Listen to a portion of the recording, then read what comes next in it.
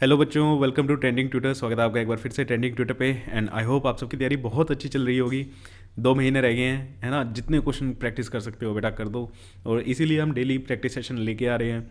आज सुबह भी प्रैक्टिस सेशन आया होगा, आई होप आपने देख भी लिया होगा। उसमें मैथ्स के क्वेश्चन सोल्व किए हैं और सारे PYQ रहते हैं। तो आपके अंदर ना कॉन्फिडेंस बढ़ेगा इससे कि हाँ, मेरे जितने पीछे पेपर आए हैं उनके क्वेश्चन मैं बड़े ईजिली सोल्व कर पा रहा हूँ। वो आपको पता होगा, देखो आपकी कितनी एक्यूरेसी आ रही है। मैं तो बोलता हूँ कि आप अपना चेक किया करो जितने मार्क्स आपके बनते हैं, ठीक है। तो और प्रैक्टिस सेशन बेटा ज़रूर लगाओ, सैम्पल पेपर ज़रूर सोल्व करो और टाइम लिमिट में सोल्व करो, ठीक है। अगर आप सैम्पल पेपर सोल्व करने बैठते हो तो 3 घंटे का अलार्म लगाओ।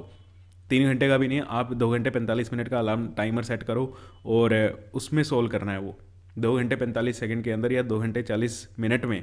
सेकंड नहीं, 2 घंटे 40 मिनट में आपका पेपर कंप्लीट हो जाना चाहिए, ठीक है। क्योंकि बीच में आपको कभी कोई साइन कराने आ रहा होगा, कभी कुछ हो रहा होगा, तो डिस्टर्बेंस रहती है। तो 5-10 मिनट आपके वहाँ पे वेस्ट होते हैं। तो टाइम बाउंडेशन में क्या करना है, आपको सैम्पल पेपर सोल्व करना है और फिर उसको एनालाइज करो कि आपने कहाँ पे गलतियाँ की हैं। और वो गलतियाँ अगले सैम्पल पेपर जब आप सोल्व करते हो तो उसमें रिपीट नहीं होनी चाहिए, ठीक है। और ये प्रैक्टिस सेशन भी इसीलिए है कि जो यहाँ पे आपको क्वेश्चन कराए जा रहे हैं वो क्वेश्चन अगर आपको आपके सैम्पल पेपर में मिलते हैं तो वो बेटा गलत नहीं होने चाहिए ना, ठीक है। और आपका स्कोर भी देखा करो यहाँ पे आपने कितने क्वेश्चन सोल्व किए। क्लियर। तो चलो भी स्टार्ट करते हैं। और जिन्होंने सब्सक्राइब नहीं किया है वो प्लीज़ सब्सक्राइब कर लो, आपके लिए ये फ्री है। लेकिन हमें बहुत अच्छा लगता है कि हमारे बच्चे हमें प्यार कर रहे हैं, ठीक है। और बहुत अच्छा अच्छा कंटेंट बनाने में भी हमें बहुत मोटिवेशन मिलती है इस चीज़ से। तो चलो आपकी स्क्रीन पे पहला क्वेश्चन। तो चलो भाई वीडियो को पॉज करो और इसको सोल्व करो। The pattern of the magnetic field produced inside a current carrying solenoid. Solenoid के अंदर जब एक मैग्नेटिक फील्ड चलती है तो वो पैटर्न क्या होता है उसका, ठीक है। वो कॉन्सेंट्रिक लूप्स में चलती है, वो स्ट्रेट लाइन और कर्व शेप में होती है, कैसे होती है। तो आई होप आपको पता होगा कि inside the solenoid magnetic field is straight line, है ना। स्ट्रेट लाइन में ट्रैवल करती है, पैरेलल चलती है, ये चीज़ सोलेनोइड के अंदर। अब सोलेनोइड पे भी डिटेल लेक्चर आएगा। सोलेनोइड का काफ़ी बच्चों को रहता है कि सोलेनोइड नहीं समझ आ रहा, या मैग्नेटिक फील्ड वाला जो आपका चैप्टर रहता है ना, उस पर मैं पूरा डिटेल लेक्चर बना दूंगा आप, ठीक है। नेक्स्ट वीक में आपको पूरा का पूरा मैग्नेटिक फील्ड वाला चैप्टर आपका कंप्लीट करा देंगे, ठीक है। जिस बच्चे को कोई डाउट है तो वहाँ पे क्लियर हो जाएंगे। क्वेश्चन नंबर 2 फिर से MCQ है, 2024 के ही क्वेश्चन है। पेपर खत्म होने वाला है, जितने क्वेश्चन मैं ला सकता हूँ अच्छे अच्छे वो आपके लिए लेके आ रहे हैं। और आपका स्कोर ज़रूर चेक करना। Stomata closes when. स्टोमेटा कब क्लोज करता है ना। स्टोमेटा आपके कब क्लोज होते हैं, जब वो उनको फोटोसिंथेसिस के लिए कार्बन डाइऑक्साइड की ज़रूरत होती है, नहीं तब तो नहीं बंद होता। It does not need carbon dioxide for photosynthesis. हाँ, जब उसको कार्बन डाइऑक्साइड नहीं चाहिए तो स्टोमेटा क्या करेगा, खुल के, है ना, बंद हो जाएगा। तो भैया ये चीज़ ठीक है। When water flows out of the guard cells, हाँ गार्ड सेल्स में से पानी निकल जाएगा तो गार्ड सेल्स श्रिंक कर जाएंगे, स्टोमेटा क्या हो जाता है, क्लोज हो जाता है। यही चीज़ हमने पढ़ी है। Water flows into the guard cell, नहीं नहीं, पानी जब अंदर आएगा तो वो स्वेल अप हो जाएंगे, है ना, वो फूल जाएंगे, एक्सपेंड कर जाएंगे, तो वो स्टोमेटा ओपन हो जाता है, गार्ड सेल्स। तो हमारे पास ये दो option, second and third, second and third, ये क्या लगेगा इसका आंसर, सी, ठीक है। तो ये इसका आंसर हो गया। तो देखो एक एक स्टेटमेंट को क्लियरली पढ़ना है आपको, थ्योरी आपको अच्छे से आनी चाहिए। इन प्रैक्टिस सेशन में देखो यही बात है, कभी बायो का क्वेश्चन आ गया, कभी केमिस्ट्री का क्वेश्चन आ गया, कभी फिजिक्स का क्वेश्चन आ गया, क्योंकि पेपर में भी तो ऐसे ही आना है ना। पेपर में भी तो आपका ऐसे ही आना है, तो आपका दिमाग अब एकदम स्विच होएगा, फिजिक्स से केमिस्ट्री, केमिस्ट्री से बायो। जब हम चैप्टर वाइज कर रहे होते हैं ना, हमारा दिमाग एक चीज़ पे फिक्स रहता है।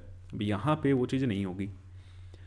चलो नेक्स्ट क्वेश्चन फिर से क्या है, बायो का है। Mention the pathway of urine in our body starting from the organ of its formation, जहाँ पे वो बनता है, टू इट्स एक्सक्रीशन, जहाँ से वो निकलता है उस तक का पाथवे बना दो। ओके, एक नंबर आपको इसका मिल जाएगा। What will happen if the tubular part of the nephron, nephron is the unit of kidney, when it does not work properly. तो अगर नेफ्रॉन के जो ट्यूबुलर पार्ट है उसने सही से काम नहीं किया, तो नेफ्रॉन का जो आपने ट्यूबुलर पार्ट पढ़ा है यहाँ से यहाँ तक, जो इसको हम ट्यूबुलर पार्ट कहते हैं, उसने अगर सही से काम नहीं किया तो क्या होगा। चलो भाई एक नंबर उसका मिलेगा आपको। इसका आंसर करते हैं, लिखते हैं। आई होप आपने आंसर कर भी दिया होगा। तो पहला है पाथवे। पाथवे अगर हम बनाएं, किडनी में यूरिन आपका फॉर्म होता है, किडनी से यूरेटर, एक मिनट, मैं इसके लिए ना मेरे पास फ़ोटो भी होगी, मैं आपको पहले फ़ोटो दिखा देते हैं, ये ठीक है।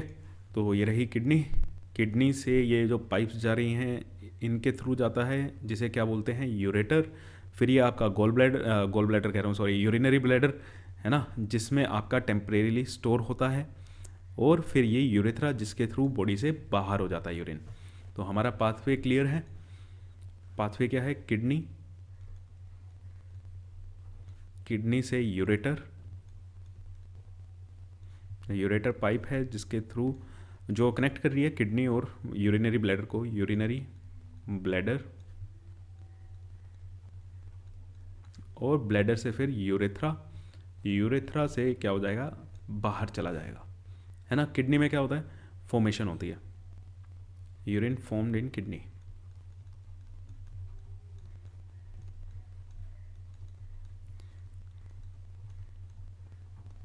और अनवांटेड सब्सटेंस जो होते हैं हमारी ब्लड से, वो भी फिल्टर हो जाते हैं किडनी के अंदर, है ना। And unwanted substance filtered from blood, blood से फिल्टर हो जाते हैं। देखो आपको ये चीज़ लिख के नहीं आनी है, बट मैं आपको बता रहा हूँ, आप पाथ भी शो कर दोगे तो भी उसका आपको एक नंबर मिल जाएगा। नेक्स्ट यूरेटर, यूरेटर क्या कर रहा है, किडनी को और आपके ब्लैडर को क्या कर रहा है, कनेक्ट कर रहा है, और इसी में से आपका यूरिन चलता है, ठीक है। Connects kidney and urinary bladder and urine passes through it, urine passes through it. Next है यूरिनरी ब्लैडर। यूरिनरी ब्लैडर क्या करता है, यूरिनरी ब्लैडर एक मस्कुलर ऑर्गन होता है, ठीक है ना, मस्कुलर ऑर्गन होता है। जैसे ही यूरिन इसमें आएगा, फिल होता रहेगा तो ये एक्सपेंड करता है, ठीक है, एक्सपेंड्स एज इट फिल्स, जैसे जैसे भरेगा ये वैसे वैसे एक्सपेंड होता जाता है। क्यों, इसमें टेम्परेरीली आपका यूरिन स्टोर होता है, यूरिन टेम्परेरीली स्टोर्स, तो यहाँ पे स्टोर होता है आपका यूरिन। और यूरेथ्रा क्या होती है, यूरेथ्रा तो ट्रांसपोर्ट करती है ना। यूरिनरी ब्लैडर से हमारी बॉडी के बाहर किसके थ्रू जाता है, यूरेथ्रा के।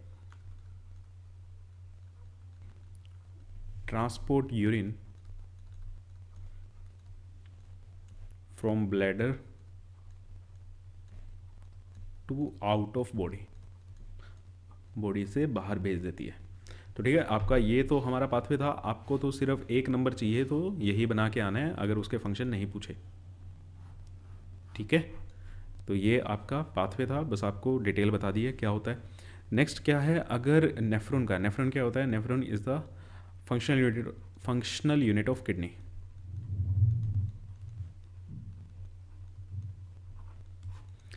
किडनी की फंक्शनल यूनिट होती है नेफ्रॉन। अगर इसका ट्यूबुलर पार्ट काम नहीं करा सही से तो फिर क्या होगा। देखो ट्यूबुलर पार्ट का काम क्या होता है, नेफ्रॉन में ट्यूबुलर पार्ट का काम क्या होता है, रीएब्जॉर्प्शन करना। जितने भी इंपॉर्टेंट सब्सटेंसेज हैं, जैसे अमीनो एसिड्स हो गए, ग्लूकोज हो गए, सॉल्ट्स हो गए, उनका रीएब्जॉर्प्शन करना। तो अगर ये सही से काम नहीं करेगा तो रीएब्जॉर्प्शन नहीं होगा, वो भी सारे के सारे क्या हो जाएंगे, फ्लश आउट हो जाएंगे आपकी बॉडी से, जो कि आपकी बॉडी के लिए एक्चुअली में रिक्वायर्ड थे। और पानी भी लॉस हो जाएगा, है ना। तो यही काम होगा भाई। द फंक्शन ऑफ, लिख लेते हैं इसको, the function of tubule is to reabsorb,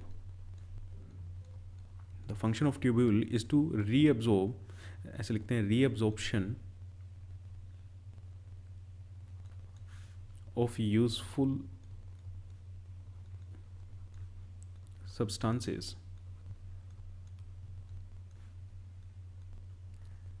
such as glucose, amino acids, salts and major amount of water।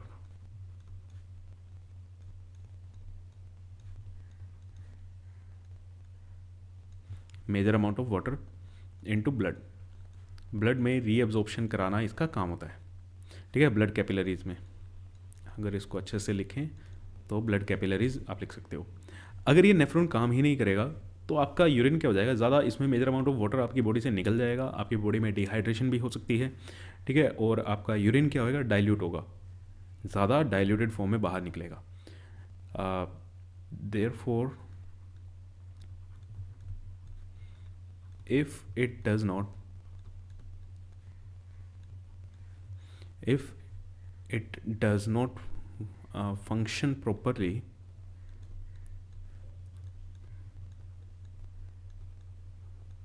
urine will be more diluted,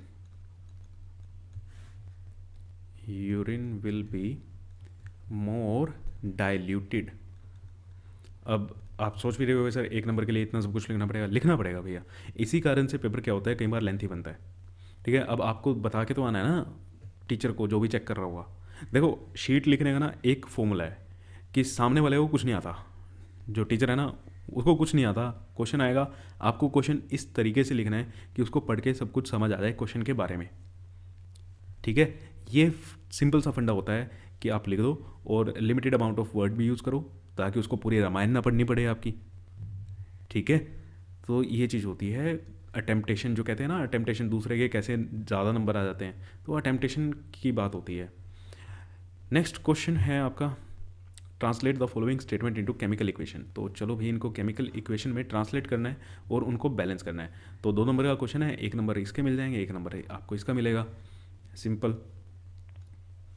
तो अब देखो, अब इसमें सिर्फ आपको इक्वेशन लिखनी है, बैलेंस करनी है, 1 नंबर मिल रहा है। पिछले वाले में 1 नंबर के लिए आपने कितनी 4-5 लाइनें लिखी, तो पेपर मिक्स आता है। Solution of barium chloride, barium chloride का फॉर्मूला BaCl2, वाटर में है इनका सॉल्यूशन, तो ये किस फॉर्म में होगा, एक्वस फॉर्म में होगा, plus aluminium sulphate, aluminium sulphate Al2SO4 thrice. फॉर्मूले तो याद होंगे ना बेटा आपको अभी, है ना, अभी तक आपको सबके फॉर्मूले तो याद होंगे ही। तो इससे क्या बनेगा, डबल डिस्प्लेसमेंट रिएक्शन होगी ये, है ना, आयन एक्सचेंज हो जाएंगे, डबल डिस्प्लेसमेंट रिएक्शन होगी, तो क्या बनेगा BaSO4, ये सॉलिड, ये PPT बनता है। इस PPT का नाम बताना किस कलर की होती है, नाम नहीं सॉरी, बैरियम सल्फेट है नाम, तो ये किस कलर की होती है, और साथ में क्या बन जाएगा AlCl3 एक्वस। तो बैलेंस करना है, बैलेंस आप कर सकते हो या करें, चलो। बैरियम ओके है, सल्फेट के 3 हैं, यहाँ पे सल्फेट 2 हैं, तो यहाँ पे क्या लग जाएगा 3, और जैसे यहाँ पे 3 लगा तो बैरियम पे भी क्या लगाना पड़ेगा, 3 लगाना पड़ेगा। क्लोरीन कितने हो गए 6, यहाँ पे क्लोरीन कितने हैं 3, तो यहाँ पे 2, इस प्लस साइन को हम थोड़ा सा आगे कर देते हैं, ये लो भाई 2 लगाए, एल्यूमिनियम यहाँ पे 2 हो गए, एल्यूमिनियम यहाँ पे 2 हो गए, तो बैलेंस हो गई है, ठीक है। डबल डिस्प्लेसमेंट आपकी रिएक्शन हुई, लिखाओगे तो ज़्यादा अच्छा लगेगा, अदरवाइज क्वेश्चन तो आपका यही है कि आप, और इनके नाम लिख देना, ठीक है। Second part, aluminium metal react with steam to give aluminium oxide and hydrogen gas. तो ये लो भाई, एल्यूमिनियम का मेटल जब स्टीम के साथ रिएक्ट करा रहा है, मीन्स पानी जो आपका गैसेस फॉर्म में है, एल्यूमिनियम हॉट वाटर के साथ ही रिएक्ट करता है, तो क्या बनेगा aluminium oxide Al2O3 plus H2, hydrogen gas आपकी निकलेगी। ये कैसी रिएक्शन है, देखो एल्यूमिनियम ऑक्सीडाइज हो गया है और वाटर क्या हो गया, रिड्यूस हो गया है यहाँ पे, तो ये क्या है, एक रिडॉक्स रिएक्शन है ना, ये क्या है, एक रिडॉक्स रिएक्शन है। तो ऐसे ही आपको इन्फॉर्मेशन मिलती रहेगी और आपकी क्या होती रहती है, तैयारी भी होती रहती है भैया, इसीलिए तो प्रैक्टिस क्वेश्चन ज़रूरी है हमारे लिए, एक क्वेश्चन से काफ़ी ज़्यादा इन्फॉर्मेशन मिल जाती है ना। तो चलो चलें नेक्स्ट क्वेश्चन पे।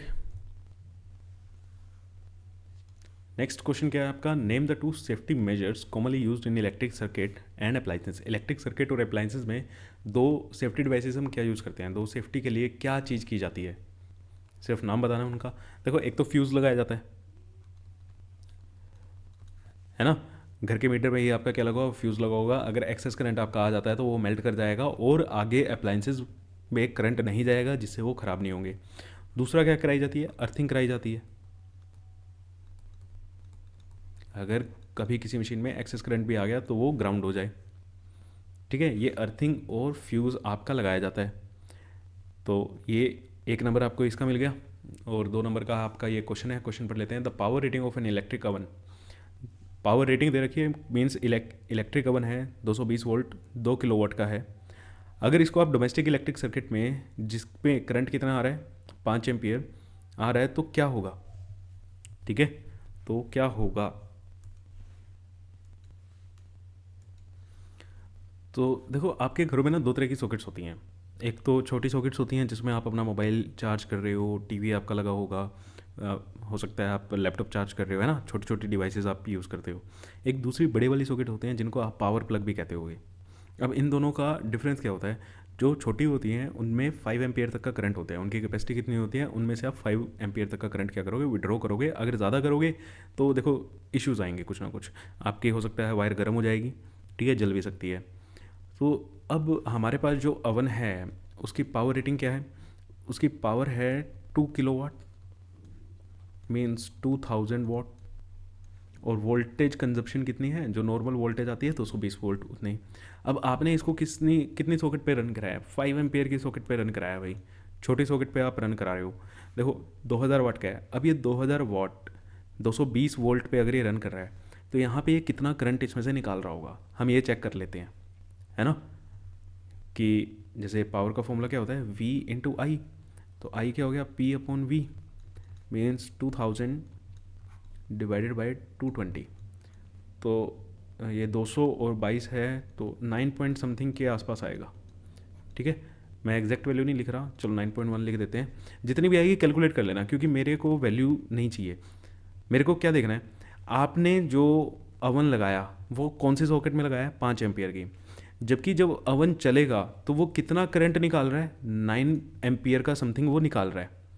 ठीक है, 8.5 से 9.5 एम्पियर के बीच में ये वैल्यू आ जाएगी आपकी, 9 के आसपास ही आएगी। तो इतना करंट वो निकाल रहा है, 5 एम्पियर की सॉकेट से आप 9 एम्पियर का अप्लायंस को चला रहे हो, तो भैया वायर क्या होगी, सड़ेगी नहीं, गल जाएगी ना, मतलब वो मेल्ट हो जाएगी, वायर में आग भी लग सकती है। ठीक है, तो ये था कि क्या होगा, क्या होगा भैया, फ्यूज़ मेल्ट कर जाएगा, fuse will melt, excess current आप खींच रहे हो and oven will stop.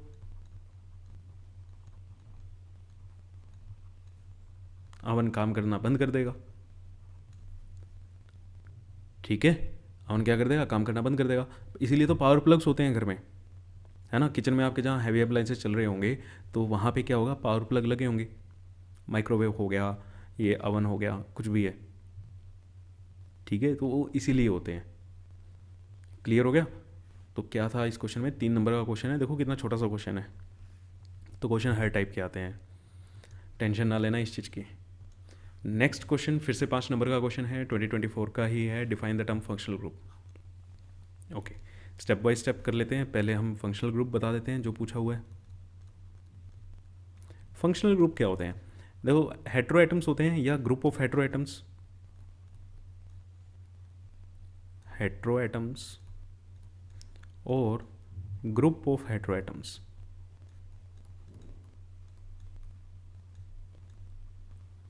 Attached to carbon chain,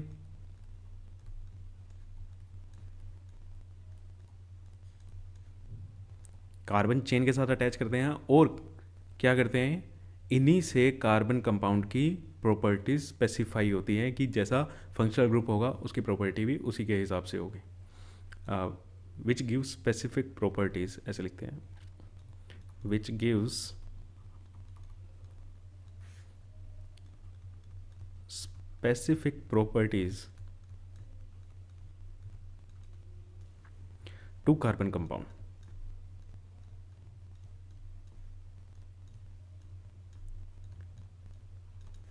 तो ये लो जी, 1 नंबर आपको ये मिल गया। नेक्स्ट है identify the functional group present in the following carbon compounds. ये 2 कार्बन कंपाउंड है, इसमें आपको फंक्शनल ग्रुप बताना है। तो भैया एक ये दिख रहा है, ये कौन सा है, ketone, C double bond O। एक हमें ये दिख रहा है, हेट्रो एटम पहचाना करो, कार्बन और हाइड्रोजन को छोड़ के देखा करो कौन से एटम कहाँ पे जुड़े हुए हैं कैसे। ये क्या है आपका, कार्बोक्सिलिक एसिड। लो भाई, आधा आधा नंबर इनका मिल गया, आधा नंबर इसका मिलेगा, आधा नंबर इसका मिलेगा। ठीक है। Next question, what happen when ethanol reacts with acidified potassium dichromate solution. तो ये तो बहुत बार कर लिया भाई हमने, है ना। स्पेशल इथेनॉल, इथेनोइक एसिड के बारे में हमने पढ़ा भी है। तो इसका लिखने का भी नंबर मिलेगा आपको, मैं बता रहा हूँ। व्हाट हैपन, इन्होंने पूछा है कि क्या होएगा, तो आप बता दो क्या बनेगा। फिर एक नंबर इसका मिल जाएगा आपको, write chemical equation for the reaction. Why is this reaction considered as oxidation reaction. तो इन सभी पॉइंट्स के आपको नंबर मिलेंगे स्टेप बाय स्टेप। तो पहली चीज़ इन्होंने जस्ट पूछी है कि क्या होता है इथेनॉल जब एसिडिफाइड पोटेशियम डाइक्रोमेट के साथ रिएक्ट करता है, तो इथेनोइक एसिड बनता है, हमें पता है। तो लिख देते हैं, वर्ड्स में लिख दो, when ethanol reacts with acidified potassium acidified potassium dichromate solution,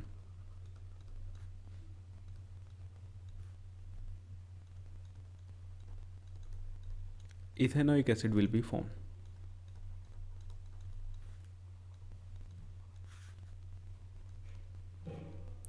अब क्यों लिख रहे हैं सर, अब कोई बच्चा होगा सर वो रिएक्शन ही लिख देते हैं उससे ही नंबर मिल जाएंगे, नहीं, पूरे नहीं मिलेंगे। देखो स्टेप बाय स्टेप में क्वेश्चन आ रहा है, एक एक चीज़ पूछी गई है, तो आपको सारी चीज़ें बतानी होंगी। तो रिएक्शन क्या थी, CH3CH2OH को आप एसिडिफाइड पोटेशियम डाइक्रोमेट K2Cr2O7 के साथ जब आप हीट कराओगे, तो ये क्या होता है, एक ऑक्सीडाइजिंग एजेंट होता है, जिससे आपको नेसेंट फॉर्म में क्या मिलती है, 2 मोल ऑक्सीजन मिलती है। और रिएक्शन कैसे होती है, यहाँ से ये H2 हट जाएगा और एक ऑक्सीजन का मोलिक्यूल यहाँ पे आके बैठ जाएगा, तो ये क्या बनेगा, CH3COOH। और जो ये एक H2 निकला है वो एक ऑक्सीजन के साथ रिएक्ट करके क्या बना लेगा, H2O। तो ये क्या बन गया आपका, इथेनोइक एसिड। अब देखो एडिशन ऑफ ऑक्सीडेशन क्यों बोल रहे हैं इसको हम, क्योंकि इसमें इथेनॉल में ऑक्सीजन ऐड हुई है, because O2 is added to ethanol, because oxygen is added to ethanol, ethanol में ऑक्सीजन ऐड हुई है, इसीलिए बोल रहे हैं। चलो भाई ये हो गया। नेक्स्ट थर्ड पार्ट क्या है, right the chemical equation for the reaction of ethanoic acid with sodium hydroxide. अच्छा, इथेनोइक एसिड और सोडियम हाइड्रोक्साइड की हमें क्या करानी है, रिएक्शन लिखनी है, सिर्फ रिएक्शन लिखनी है, कुछ नहीं पूछा हुआ। तो आप रिएक्शन लिखो और नंबर ले लो। इथेनोइक एसिड CH3COOH, NaOH के साथ क्या करानी है, रिएक्ट कराना है। ये क्या है, बेस है, इथेनोइक एसिड नाम में ही आ रहा है, ये एसिड है, एसिड बेस रिएक्शन हो जाएगी, कैटायन एनायन एक्सचेंज कर दो, डबल डिस्प्लेसमेंट है, क्या बनेगा, सॉल्ट और वाटर। तो यहाँ पे सॉल्ट किसका बनेगा, CH3COONA, है ना, नाम बता देना अब इसका, बहुत बार यूज़ किया हमने। और साथ में क्या बनेगा, वाटर बनेगा। टाइप लिख सकते हो, ये क्या है, न्यूट्रलाइजेशन रिएक्शन है या एसिड बेस रिएक्शन है। ठीक है, तो 5 नंबर मिल गए आपको। कितने मिले, कितने पार्ट आपने करे, अपना एनालाइज करना बेटा। आप जितना एनालाइज करोगे ना और अपने आप से ईमानदार रहना। अभी आपके पास 2 महीने हैं। अभी भी अगर मैं कहूँ, अगर आपकी थ्योरी रिवाइज नहीं है, कोई कहता है मेरे को सर याद नहीं आ रहा, मैंने पढ़ा हुआ है, टाइम पे नहीं याद आ रहा, कुछ चीज़ें ऐसी भी हो रही होंगी, तो नॉर्मल है, ये सबके साथ होता है, टेंशन नहीं लेनी है। लेकिन करना क्या है, अगले 15 से 20 दिन के अंदर, मैक्सिमम टू मैक्सिमम 15 से 20 दिन, 15 दिसंबर या मैक्स 20 दिसंबर तक थ्योरी को दोबारा रिवाइज कर दो जितना कर सकते हो। ठीक है, अच्छे से लिख के करो और फिर क्वेश्चंस के थ्रू उनको याद करो। अभी आप फुल सिलेबस के ये सैम्पल पेपर नहीं सोल्व कर सकते, तो चैप्टर वाइज जो आते हैं आप चैप्टर वाइज करो। आपने एक चैप्टर उठाओ, ठीक है, उसकी पूरी थ्योरी आपने रिवाइज कर दी, थ्योरी रिवाइज करो, उसके थ्योरी के क्वेश्चन करो चैप्टर वाइज PYQ से। तो ये चीज़ होगी 15 से 20 दिन, लेकिन है बेटा मैक्स टू मैक्स 15 दिन या 20 दिन, इससे ज़्यादा नहीं। उससे ज़्यादा तो फिर हम क्वेश्चन कब सोल्व करेंगे, है ना। टाइम मैनेजमेंट भी देखनी है, क्वेश्चन भी देखना है।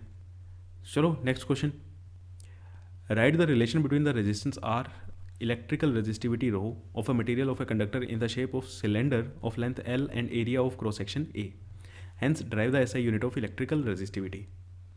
ठीक है जी, 5 नंबर का क्वेश्चन है, 2024 का है, देख लेना आपके कितने नंबर बनेंगे। तो सिलेंड्रिकल कोई करंट कैरिंग कंडक्टर है जिसकी लेंथ है L, area of cross section A और इसकी रेजिस्टिविटी है रो। ठीक है, रेजिस्टिविटी है रो, तो इसके बीच में रेजिस्टेंस, इसका कुछ ना कुछ रेजिस्टेंस भी होगा, तो उसका फॉर्मूला लिख दो, यही पूछा हुआ है, रिलेशन पूछा हुआ है। तो यहाँ पे लिखते हैं हम R is equal to rho L upon A। तो ये हमारा हो गया रिलेशन रेजिस्टेंस और रेजिस्टिविटी में। अब हमें यहाँ से रेजिस्टिविटी की SI यूनिट निकालनी है, तो SI यूनिट ऑफ रेजिस्टिविटी लिख के नहीं आनी है, ठीक है, लिख के नहीं आनी कि आप लिखाओ, हाँ हमने याद कर रखी है, लिखा है, आपको पूरा नंबर मिलेगा, नहीं मिलेगा। देखो क्या वर्ड लिखा हुआ है, हेंस डेराइव, डेराइव करनी है, कैसे निकाली है, आई कैसे, वो जो आपको यूनिट पता है ना रेजिस्टिविटी की, SI यूनिट जो होती है, आई कैसे। तो यहाँ से अगर हम करें इस फॉर्मूले से, rho is equal to R into A divided by L, rho is equal to R की यूनिट क्या होती है, रेजिस्टेंस की unit ohm, area metre square, length metre में होगी, तो 1 मीटर से 1 मीटर कैंसिल, तो SI यूनिट क्या आई, ओम मीटर। अगर आप डायरेक्ट लिखाते हो, देखो कितना स्टेप आपने एक्स्ट्रा करा है, एक स्टेप ही तो एक्स्ट्रा करा है। अगर आप डायरेक्ट लिखाते हो तो नंबर नहीं मिलेंगे, क्योंकि यहाँ पे एक वर्ड लिखा हुआ है डराइव। ठीक है, चलो सेकंड पार्ट अब इसका करते हैं। सेकंड पार्ट में क्या लिखा हुआ है, देखो, the resistance of a metal wire है जिसकी लेंथ 3 मीटर है, उसका रेजिस्टेंस 60 ओम है, अगर उसका क्रॉस सेक्शन एरिया ये है तो उसकी इलेक्ट्रिकल रेजिस्टिविटी हमें बतानी है। सिंपल सा क्वेश्चन है भैया, न्यूमेरिकल आपका बड़ा इजी न्यूमेरिकल है, सारा डाटा दिया ही हुआ है। तो लेंथ दी हुई है 3 मीटर, एरिया दिया हुआ है, कितना है एरिया, 4 इंटू 10⁻⁻7 और 60 ओम, 4 इंटू 10⁻⁻7 मीटर स्क्वायर, और रेजिस्टेंस दिया हुआ है 60 ओम। तो सबसे पहली चीज़ क्या चेक करनी होती है, सबसे पहली चीज़ चेक करना कि ये सारे के सारे यूनिट्स SI हैं या नहीं हैं। अगर SI नहीं होते ना तो दिक्कत हो जाती है। तो वी नो, हमें फॉर्मूला पता है, R is equal to rho L upon A, तो रो के आगे रेजिस्टिविटी क्या आ जाएगी, R into A divided by L। तो R कितना है, 60 इंटू 4 इंटू 10⁻⁻7 डिवाइडेड बाई 3, तो ये 20, 80 इंटू 10⁻⁻7 ओम मीटर, या 8 इंटू 10⁻⁻6 आप करना चाहते हो तो वो भी लिख सकते हो। ठीक है, तो मिल गया भाई नंबर। अब तीसरा पार्ट हमें करना है, क्या है तीसरा पार्ट, एक बार रीड करते हैं। State how would the electrical resistivity be affected if the wire, और पार्ट टू में जो हमने वायर यूज़ की है उसकी रेजिस्टिविटी पे क्या इफेक्ट पड़ेगा, is stretched so that its length is doubled, justify your answer. तो अगर इस वायर को, जो हमने 3 मीटर की वायर यूज़ की है, अगर इसकी हम लेंथ डबल कर दें, मीन्स पहले ये वायर थी, ठीक है, जिसकी लेंथ क्या थी, 3 मीटर थी, इस वायर को स्ट्रेच करके आपने लंबा कर दिया, खींच दिया, लेंथ हो गई इसकी 6 मीटर, डबल करा है ना, तो डबल तो 6 मीटर हो जाएगी। हाँ, एरिया कम हो जाएगा, पहले अगर एरिया इतना था अब कम हो जाएगा, स्ट्रेच कर दिए, तो इसकी रेजिस्टिविटी पे क्या इफेक्ट पड़ेगा। तो भैया हमें तो पता है रेजिस्टिविटी तो चेंज होगी नहीं, है ना, रेजिस्टिविटी डायमेंशन पे डिपेंड ही कहाँ करती है। अब ये स्पेशल हमने लिखा भी हुआ है, फॉर्मूला के हिसाब से देखो तो आपको रेजिस्टिविटी लगेगा कि L के इन्वर्सली प्रोपोर्शनल है, एरिया के डायरेक्टली प्रोपोर्शनल है। नहीं, रेजिस्टिविटी मटेरियल के नेचर पे डिपेंड करती है, मटेरियल टू मटेरियल डिपेंड करती है। कॉपर है उसकी अलग होगी, अब कॉपर की वायर आप जो मर्जी ले लो, जितनी मर्जी बड़ी ले लो छोटी ले लो, रेजिस्टिविटी उनकी सेम ही होगी। ठीक है, तो डायमेंशन पे डिपेंड नहीं करती, रेजिस्टिविटी विल रिमेन, ऐसे लिखते हैं, विल नॉट चेंज, चेंज करेगी ही नहीं, because it does not depend on, it does not depend on dimension of conductor। Dimension of wire पे हमारी डिपेंड नहीं करती, इट डिपेंड्स ऑन, किस पे डिपेंड करती है फिर? It depends on nature of material.